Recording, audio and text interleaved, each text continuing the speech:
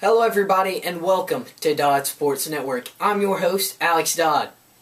This weekend, the 20th ranked Clemson Tigers faced off in a 3-game series against the number 1 undefeated South Carolina Gamecocks. The arch rivals played a 3-game series at 3 different venues. The first game on Friday was played at Carolina Stadium in Columbia, South Carolina. On Saturday, they played at Fluor Field, home of the Greenville Drive, and on Sunday, they played at Doug Kingsmore Stadium on the campus of Clemson University. South Carolina fought hard to come back in Game 1 and in Game 3 to manage a very impressive sweep over a good Clemson baseball team. This one means a lot to the South Carolina program, and I'm going to break down each individual game. In Game 1, Clemson jumped to an early 6-1 lead in the 5th inning, and with no outs and the bases loaded, Grayson Griner stepped up to the plate for the Gamecocks and lifted a shot to left field that sailed over the outfield fence for a grand slam and cut the Tigers' lead to 6-5.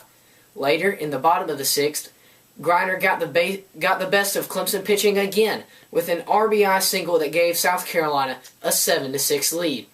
The Gamecocks would go on to get some more insurance runs and ended up taking the game 9-6. This showed South Carolina's mental toughness, and they fought extremely hard to come back and win that ballgame.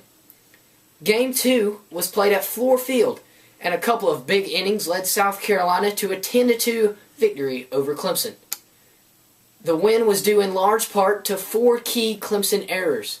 The Tigers just couldn't seem to get a big hit when it was needed either, and Clemson stranded 11 runners on the evening. Errors turned out to be a huge problem for the Tigers in all 3 games this weekend, and they really need to fix that going forward to this season if they want to win some more ball games.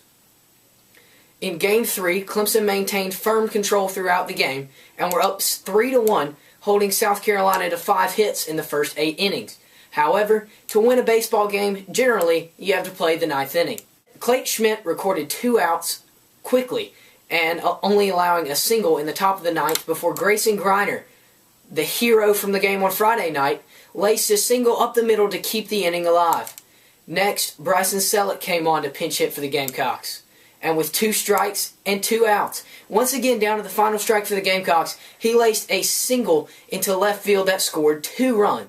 On the play, as the tying run was coming home in Grayson Griner, Tyler Slayton got off a perfect throw from left field to the plate, but the ball was dropped by Chris Oakey, the freshman catcher, and that play ended up tying the game at 3. Tanner English was the biggest hero, and he knocked in the go-ahead with an RBI double for South Carolina. After a 4-run 9th, they had a 5-3 lead over Clemson, and in historic fashion, South Carolina earned a sweep with the same mental toughness that they showed in Game 1. If South Carolina plays with this potential every single game this year, I don't see a team in the country that can beat them, and they may go on for their 3rd national championship. The player of the series for each team is awarded for their outstanding performances. Clemson's MVP, Tyler Slayton, was awarded with the Bob Bradley Award. Slayton was 7 for 14 with 2 runs on the weekend and made a major impact for Clemson, despite losing all 3 games. South Carolina's MVP, Grayson Griner, received the Tom Price Award after the heroics in the series Friday night with the grand slam and Sunday scoring the game-tying run and beginning their 9th inning rally.